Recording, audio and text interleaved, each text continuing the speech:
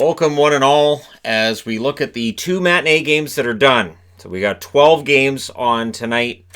Somewhere in between I have to do the treadmill. I have to do news of the day.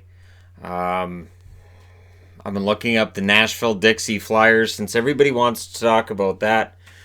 And Nashville, apparently today's your day because we talked about the jerseys. We had a game today and I'll be talking about stuff again because that's kind of how it works.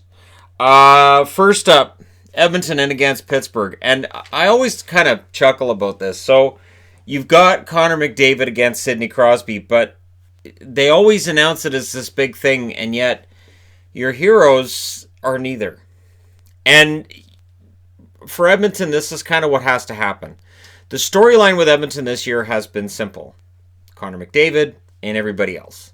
Leon Draisaitl stepped up and gone, excuse me. Now, Jeff O'Neill tweeted out after this game that he believes Draisaitl is the best player in the National Hockey League right now. And I don't know that there's that many that would necessarily argue. Oh, wait, the internet will argue with him? Of course it will. So I don't envy him with how that tweet's going to end up going for him. So good job, Jeff O'Neill. And I mean that, stick to your guns. First period, the Penguins had the early edge in shots. And that would kind of be the storyline for this game. Crosby then put one through the crease. So they had their chances. They just couldn't bury them. And then, matinee games always seem kind of sleepy. Both of these games, you look at the scores, these are kind of, I don't know, it's weird. It's like the players are out there in an exhibition game. It doesn't feel the same. And I don't know that it's necessarily just timing, but wait for tonight's games. There'll be some more intensity with that. The Penguins were up 11-4 in shots at 13 minutes, and Mike Smith was playing very, very well.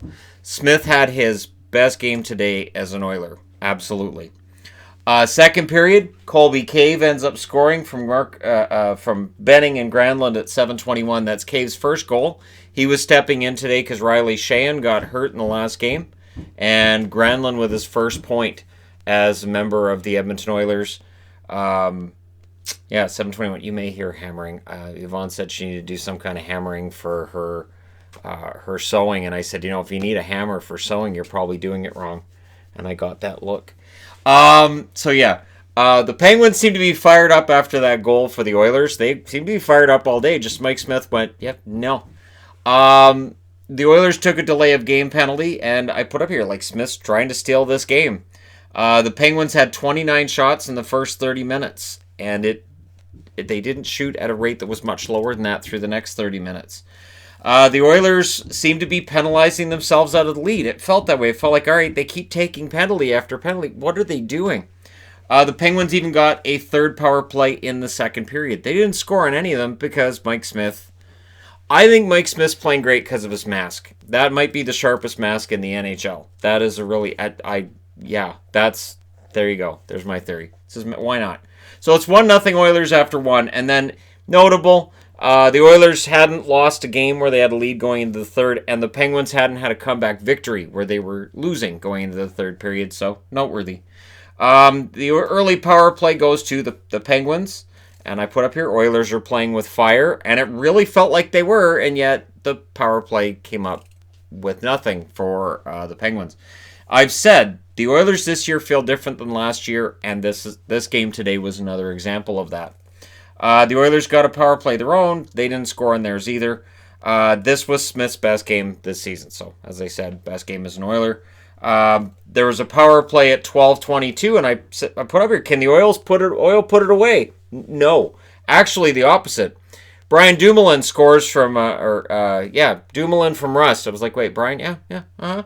So, they score. They combine at 13-14 for a shorthanded goal. So, Dumoulin, a nice one there for his first goal of the season. And the Oilers then took a penalty kill shortly thereafter to do away with that power play. McDavid and Draisaitl were fantastic during the short 4-on-4 that took place after that. Smart move by Dave Tippett. We're playing 4-on-4. Connor, Leon, you're on the ice. Absolutely, 100% agree. Yeah, I really don't think sewing is supposed to involve that much banging and hammering. Anyways, just picturing like a dress she wearing held together by nails. I gave up. Smith then denied Crosby with 2 minutes and 12 seconds left. And Sidney Crosby had his chances today. Notable, Malkin in his return I checked in the third period, he was at 5 shots already, 15 minutes. So he's taking a regular shift, getting his shots in there. In the overtime, Smith lost his stick at one point, and I thought that could be key, but no. McDavid goes the other way. He was denied by Matt Murray, who had a really good game. We haven't talked about him because Smith stole all the headlines. Then Leon Draisaitl scores at 2 minutes and 37 seconds. That is his 9th career overtime goal. It was a breakaway winner. It's also his 13th goal of the season, which is tops in the National Hockey League. Pretty good game for Leon. The Oilers go 0 for 2 on the power play. Pittsburgh goes 0 for 5. Smith saved 52 out of 53 shots. Yeah, it was a great game for Mike Smith. Murray saved 25 out of 27. Your 3 stars were Smith, Smith, and Smith. Okay, no, but it was Smith, Draisaitl, and Murray. I agree with that 100%. Your shots, 18-8 Pittsburgh in the first, 17-7 Pittsburgh in the second, 16-7 Pittsburgh in the third, 5-2 Oilers in the overtime. So in the overtime, I was like, all right, we can steal this. Oh, and we have 97 and 29. These guys are pretty good. Final shots, 53-27 in favor of the Pittsburgh Penguins.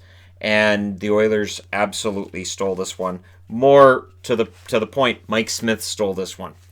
They reached 10 wins in 15 games, the 5th fewest needed in team history. So, while we've talked about them slumping, and their scoring is still a problem, their improved defense and their improved goaltending are dragging them along. They are still getting some victories, and as the announcers kept mentioning, they're right now first in the West.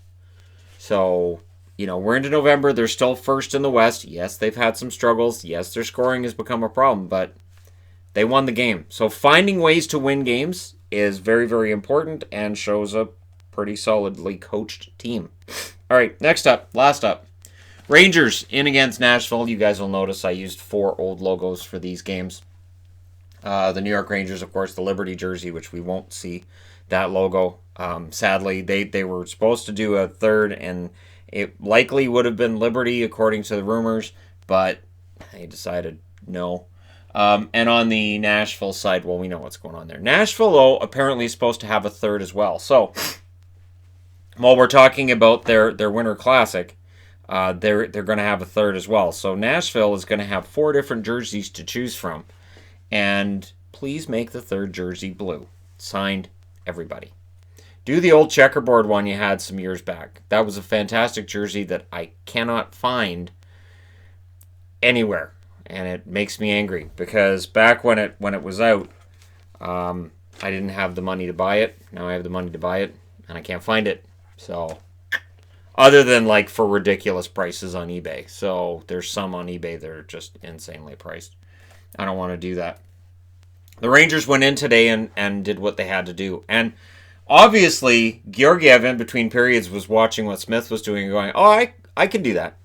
So the Bulgarian brute, as I call him, Georgiev, and every time I mention it, people go, hey, he was born in Bulgaria, but he didn't actually grow up there. He was trained somewhere else. This guy doesn't know what he's talking about. Right. He's born in Bulgaria. It's fine. I can call him that. Bulgarian brute. And if you don't know who that is, then, you don't watch wrestling, which is fine. A lot of people don't watch wrestling, and that's newsworthy in and of itself. First period, the Predators had the early edge in shots, and then the Predators get a power play 8 minutes in, and they really looked like they were rolling. The problem is this. They looked like they were rolling against Calgary as well, and they lost it. And so I kept thinking, well, we'll see, but until they get a goal, right? The shots continue to favor the Preds all the way through that first period. And then, against the flow of the play, Hayek gets the puck, throws it to Hedl, and at 16 minutes and 5 seconds, that's a quick break for the goal. Philip Hedl, who did not make the Rangers, got sent to the American League, has come back, and he looks absolutely fantastic. This is an argument in favor of sending guys down to the American League when they're not quite ready yet. He has come back and played exactly the way he was supposed to. The Rangers got a late power play, and the shots evened out towards the end of that period. So, the Rangers seem to get some momentum out of that. Then the second period, the momentum goes back towards Nashville. But against that momentum, there was a center ice turnover. Jesper fast to Panarin to Strome, and Strome puts it in the back of the net at 4 minutes and 16 seconds. Ta-da! It's 2-0 in favor of the Rangers. And yet, Nashville's had a lot of the play. So, much like over here, the road team has themselves a lead in a game that they probably shouldn't. Maybe they both watched Winnipeg last night and went, oh, okay, that works. Yeah, we're in bizarro world today and last night as well. The Rangers got a power play. Duchesne vehemently disagreed with that being a penalty on him. Quite animated all the way to the box, to the point where the Nashville announcers I was watching were like, he might want to stop because he's going to get a misconduct if he keeps it up. He didn't get a misconduct, but he was pretty chirpy. Kreider got a breakaway. He hit the post. So he beat Saros, couldn't beat the post. And Saros had a Hockey Fights Cancer mask today. Absolutely gorgeous. That mask was fantastic. And it's one of those things I look at and I go, man, that's going to be up for auction after the game. I don't have that kind of money, but somebody's getting a really nice mask. The Rangers then got another close one, and the crowd seemed kind of quiet at this point. Nashville crowds are funny that way. They will explode. They'll just be so noisy, but they can be really, really quiet at times during a game as well. The Predators got a power play at 14:02, and they took advantage. Arvidsson from Forsberg and Yossi at 14:34. And in a period where they had the lion's share of play, they emerge with the same amount of goals as the Rangers. And they're down 2-1 entering the third. Third period, I have a lot of notes. Strome got a penalty at the end of the second, so he got kind of over the top at the end of the second period. And so the Predators started the third with a power play. Keep in mind they'd scored a power play goal in the second, so it had already shown it could be dangerous in this game. The Predators were getting chances, but Georgiev was fantastic. He was really, really good today. The Rangers, it did feel like we're hanging on at points of this third period. Saros then robbed the Rangers. It was a breakaway by Hedl. Quick little breakaway, but still breakaway by Hedl. And very nice save by Saros. The Rangers got a power play at 11:47, and I put up here like shots are evening out with the Rangers pushing. That power play, you could sense as the third period went along, the Rangers were saying, okay, we can win this. We just have to keep it in their end, and we have to play a smart game. And they played very well. The shots were exactly even in this game with 3 minutes left. The Predators got all the rest of the shots after that. They got a power play with 2 minutes and 21 seconds left, which, again, with the late power plays in these games, you've got a game that's that close. I'm not disagreeing that it was a penalty. It just, we seem to be seeing this drama in games right now. Goalie gets pulled with 1 minute and 40 seconds left, meaning it's a 6-on-4. And so for the New York Rangers, they had to hold on, and they did. The Nashville Predators fall at home 2-1 to the New York Rangers. Power plays, the Rangers go 0-for-4. Nashville went 1-for-5. Georgiev saved 32 out of 33. Saros saved 28 out of 30. Your 3 stars are Georgiev, Hedl, and Arvidsson. I might have been partial to Saros instead of Arvidsson, but I understand. Shots were 8-7 in favor of Nashville in the first, 14-8 Nashville in the second, 15-11 for the Rangers in the third. As I said, as that third went along, you kind of felt like the Rangers realized what they could do with this game. Final shots, 33-30 in favor of the Nashville Predators. And yeah, kind of a big win for the Rangers. Evens their record now, I believe, at 5-5-1, right? So things look kind of good for the Rangers.